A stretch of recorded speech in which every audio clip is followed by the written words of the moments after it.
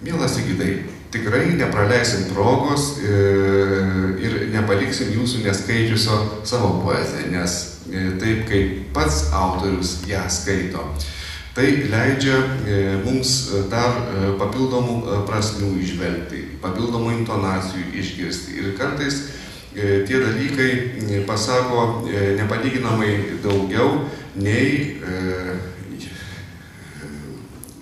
išspausdintas tekstas, perskaitytas paties skaitytojo ar perskaitytas kito žmogaus.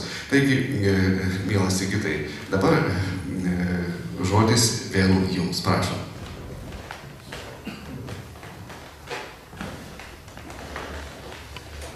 Eilėraščio žodžiai arba yra suprantami, arba nėra. Arba pataiko mums į širdį, arba nepataiko. Ar sugebama suprasti žodžių koduotę, arba nesugebam, o kartais nenorim. Man atrodo, kad aš mano mėgstamiausio poeto Marcelio Martinaičio eilėraščius labai puikiai suprantu. Bet kai teko susidurti tiesiogiai su juo, kaip teko išgirsti iš jo pačių lūpų, kaip jis interpretuoja, kiek daug naujų sąvokų, kiek daug naujų simbolių, kiek naujų jo eilėraščių suvokimų tada patyriau. Panašiai gyvensim. Šiandien mes, kaip direktorius, kalbėjo apie kūrybos kraštovaizdį. O aš jam parodžiau tokią knygelę, kuri taip ir vadinasi Sigito Birgėlio poezijos kraštovaizdis. Kad suvokti poeziją kartais reikia suprasti ir poetą. Suprasti jo gyvenimą vietą, visas aplinkybės susijusi su jo gyvenimu vieta. Aš paskaitysiu vieną eilėraštį, pabandysiu jį pakomentuoti, visi kiti galbūt apie komentarą apsivys. Seimuose dabar dažnai lankosi Jablonskis, lietuviškas žodis vaikams, skanesnis už šokoladą, karieta pakinkyta ketvertų žirgų važiuoja Baranauskas per laiko žemėlapius.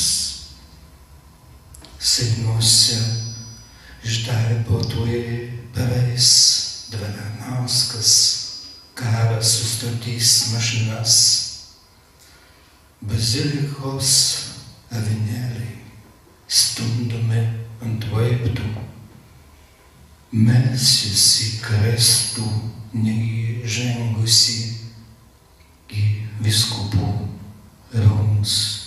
Seinai tai eilėraščio ašis.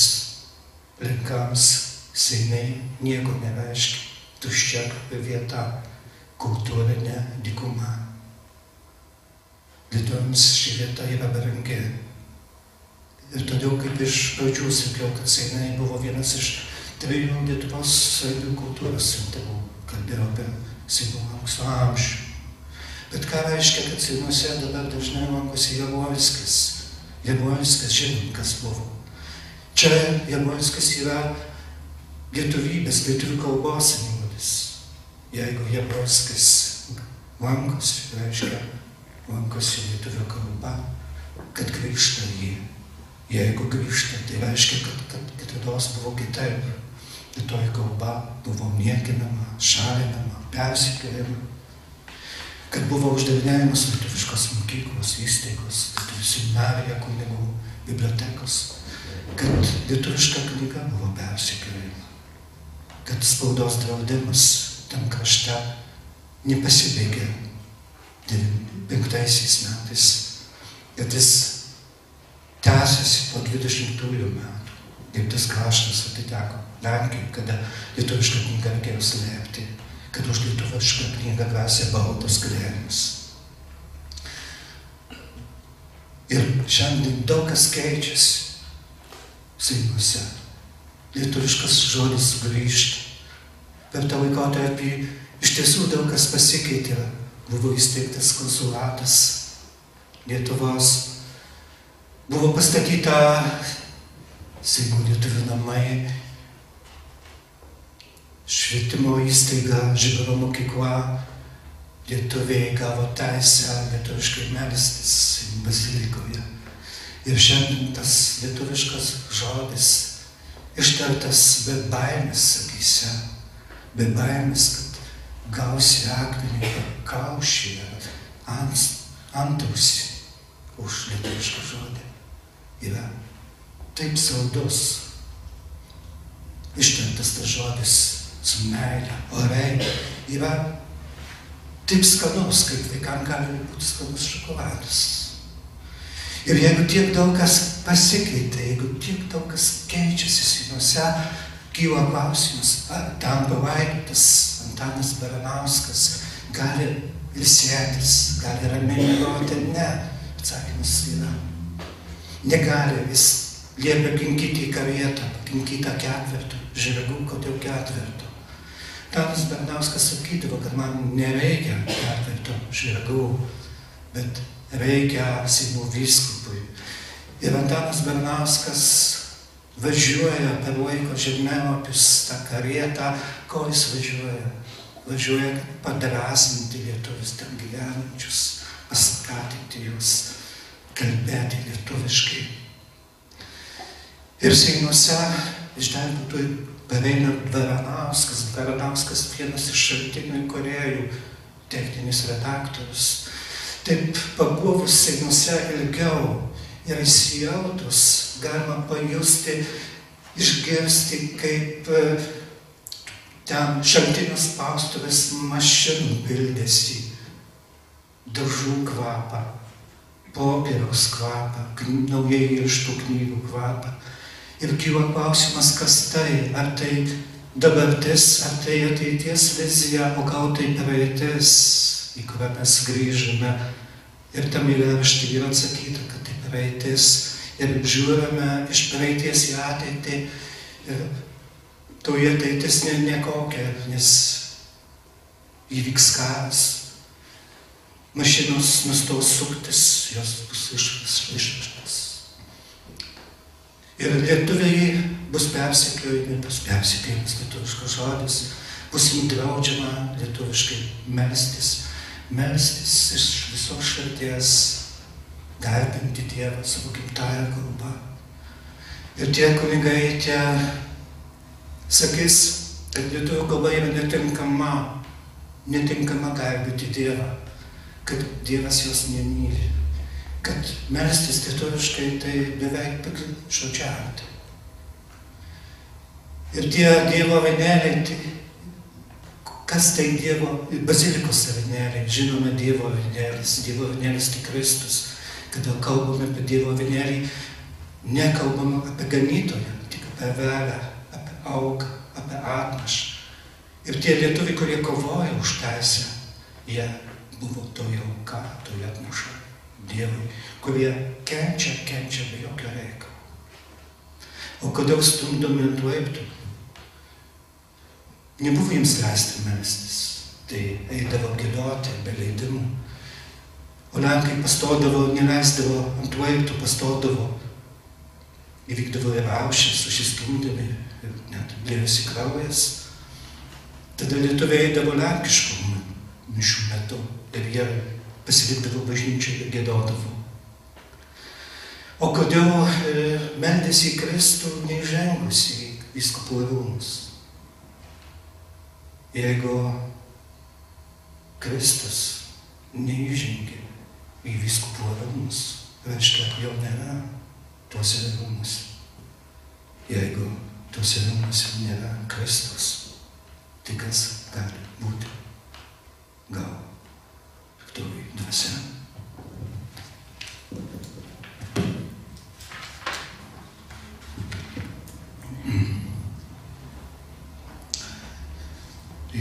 Čia vienas iš labai senų eilėraščių, tai toks trumpas erotikas. bučinys. Susipina rankos prie klevo šakų. Susiduria akys pasiilgę gelmių ir krenta lapai išalkę. Koks nuostabus medžio lietus ir krenta raudoni žali pageltę. Tikras spalvų mišinys bučinys. Ateinu, sukando dantis, kad nemeluotų. Suspaudžia lūpas, kad nebučiuotų. Slepiu rankas nuo širdies, sakau, atėjau, kad tu saulę būčiau pirmesnis, už kraują šiltesnis, už širdį tylesnis.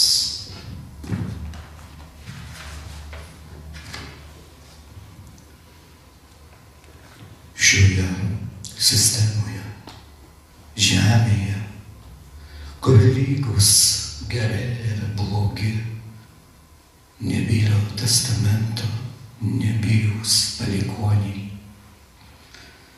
Paliko meilę mirdamas Dievas, o vis dėlto kartojosi kryžiaus karai, smurtas ir šūviai, kartojosi kaip krikščioniškos apeigos. Reikėjo maldauti duonos, kasdienis minkštos, kad net šiptų širdis. Reikėjo maldauti, kad greičiau raudytų geležis. Nebuvo žvakių vietos, tad vaškas krito iš akių. Nebuvo žodžių graudesnių už atimtą gyvenimą. Ir nebuvo gyvenimo, kuris pateisintų mirtį. Dar perdavinėjo iš po prekystalių seno ir naujo testamento šriftą. Dar rašė, bet ne šito norėjo atpirkėjas.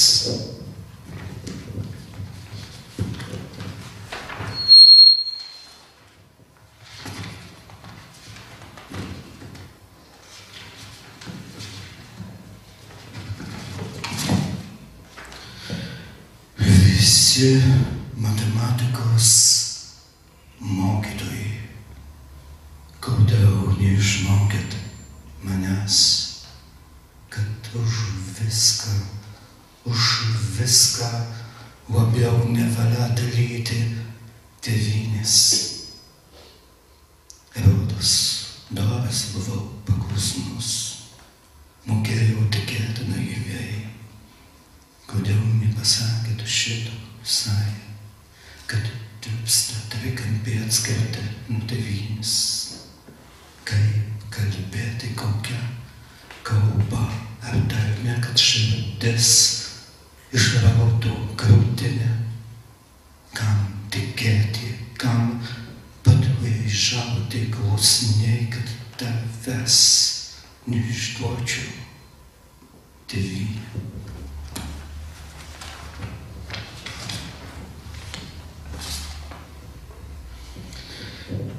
Vilniuje gatvės pritvinkusios automobilių, žmonių skubančių į rytdieną, šurmulio ateinančio iš tylėjimo.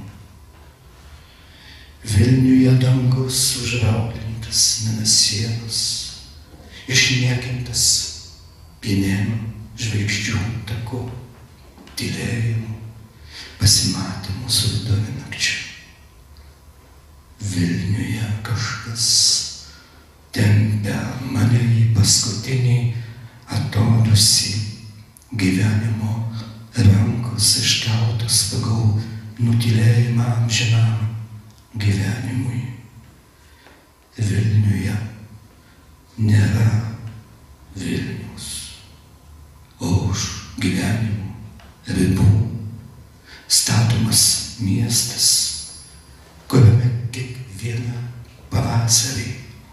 susirenka poetų sielos ir mirusios eilės.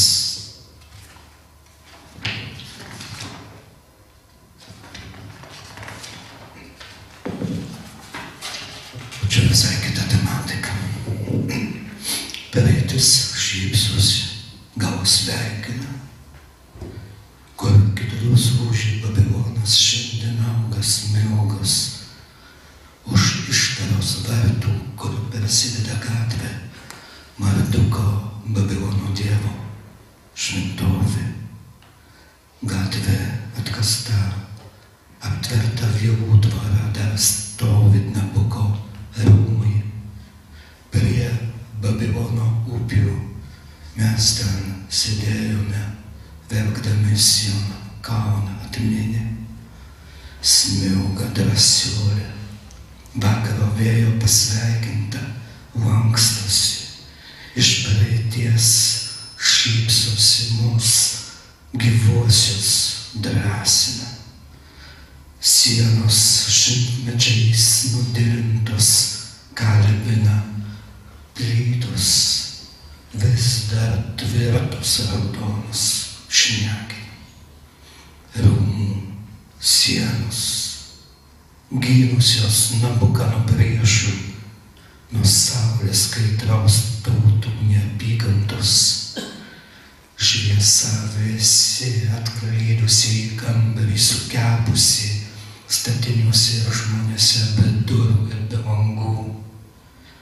Ieškau kabančių sodų, meilės statinių, bet veltui.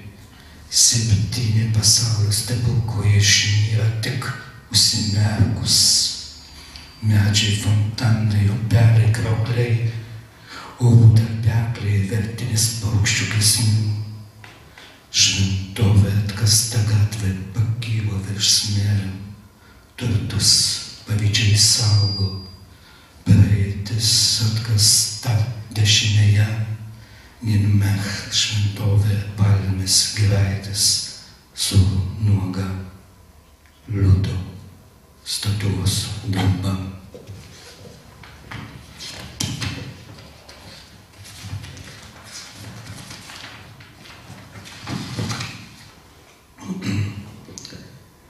Įkandinių senos ir saino, šalčios dainos ir dainavos.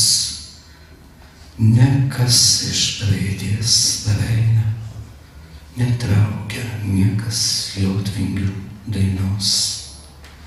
Tėvų dalsom grabė, ramintos gėlos pakrašty, nevaikšto stirna briedis, lapė, nei Donelaičio Regina Olevanty. Nuo švento Ežero upyno maurai apkūnus netikrai, keistai ieškojimą nutapo saulėlydžiai raudoni ir keisti.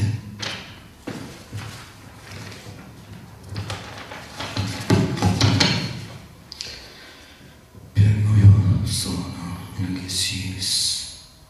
Nukrito obuolys tėvo namuose, kuriuose augo pasvirus obelis. Ragavom obuolį, vaisių nulaužtos šakos skausmą. Tėvo namuose, kuriuose nėra tėvo, kuriuose daug daugiau buvo atleidžiama, nei mes vaikai galėjom nusidėti, sudėti maldai rankas Marijom. Tėvo namuose, kuriuose Dievo motina žvelgdavo į motiną, žvelgiančią į Dievo motiną.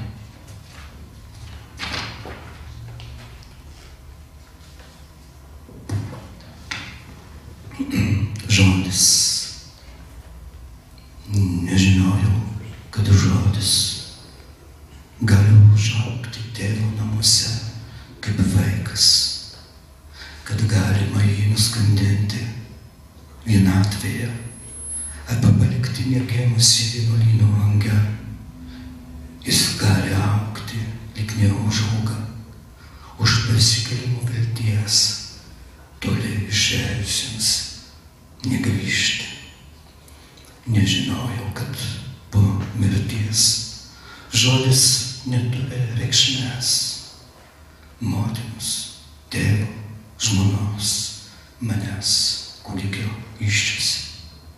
O gal reikėjo priglausti jį vaikui, žmogui, tėvynei, pamaitinti krūtinę, kad netylėtų, neišeitų.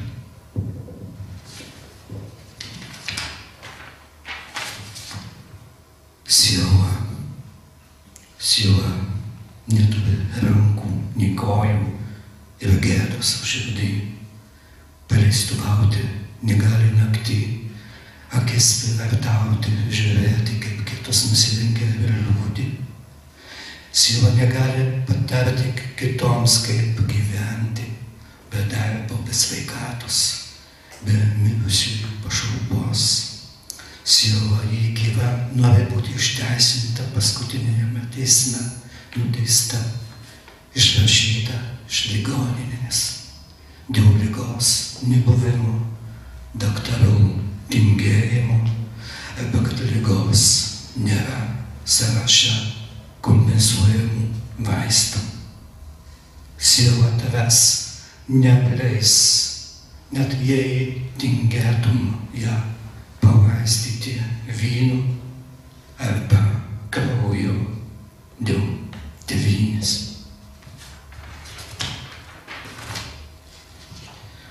Dziedulis.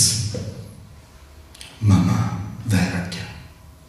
Aš nemiegu.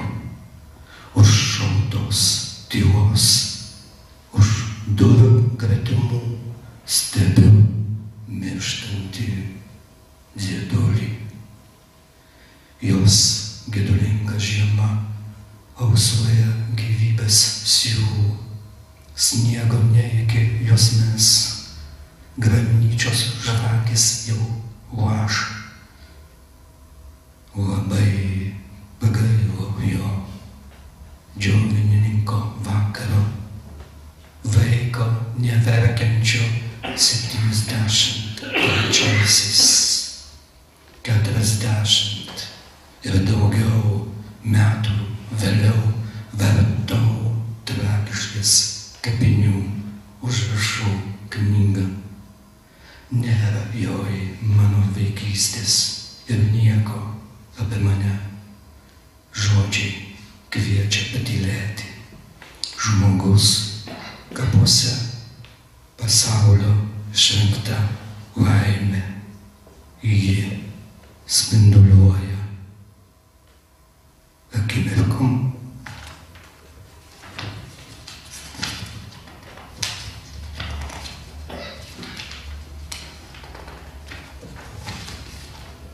Kaunas. Ir galva jau nebejau visai, jau nebe tokia treinė. Ir kelias velkasi atgal vėl lyg kratinys minčių. Nieko nesakau, bet mintis neišnyksta pačios. Nevaikšto savo iš nuogirdamų akių. Už aukšto žemutinio šlaito ir pilies keistos beverdės jau ir nebetos. Kaunas nuskustas jau Gedimino, kodėl? Aš nežinau.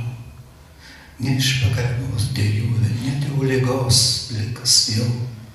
Ir žiūrė į saulėtekį vilties. Bet saulėtekis į akis nežiūri.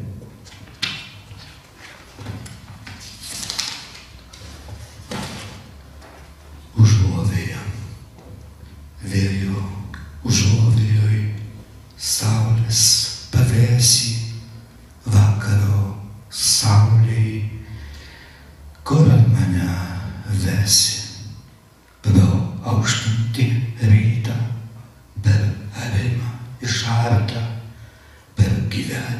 sartą, kur reikia ir verta. Pro vieversių giesmę, pro rugiagėlės žiedą, kur pavasaris keistas laukais neatrieda.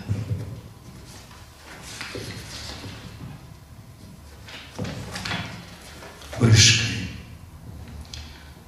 Sudrėkusi žemė po obels žiedu, jei būtų sėkla užaugtų žodžiu, ant nupiešto lauko gandrai virš galvos po dalgio iešmų lizdus suka šjodvus, lyg norėtų ką nors, lyg norėtų ką nors, lyg norėtų ką nors duoti, atimti, pusę to trečdalį duoti, kol neturiu, trečdalį, pusę to atimti, kad duodu įskridusiems paukščiams, dienoms neperlėkusioms, raukių takeliu, pakirstoj ilgesiu. Kirsnas eina, sesapė, pro kiekvieną, kodėl, ne vakar, ne niekad tau laišką rašau vėl.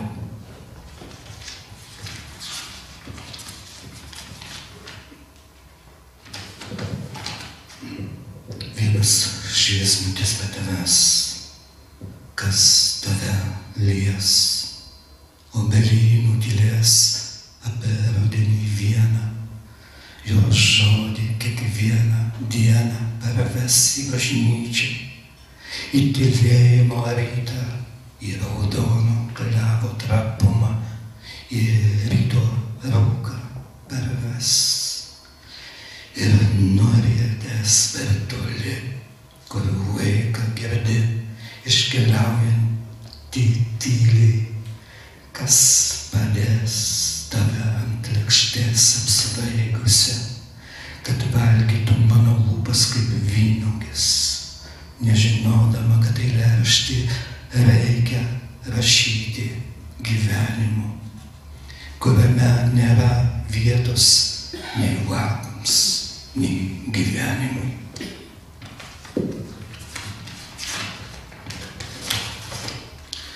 Kur nešate dienas, kur medžių viršūnėmis užspindančių tolių užspindulių, mylime susikibę lygiai po to padalintą gyvenimu, lapų klepsidroje sėlina tikėjimo diena, netikėjimo naktis, bet neateina išganymas, kur dienos susistumdo, pralekia žvilgsniai ant skaudančių akių, lyg jūros perlų. Kiek daug tavęs nėra, kiek daug tavęs trūksta, kiek daug nereikalingai ieškom, kiek mažai parsinešam namo.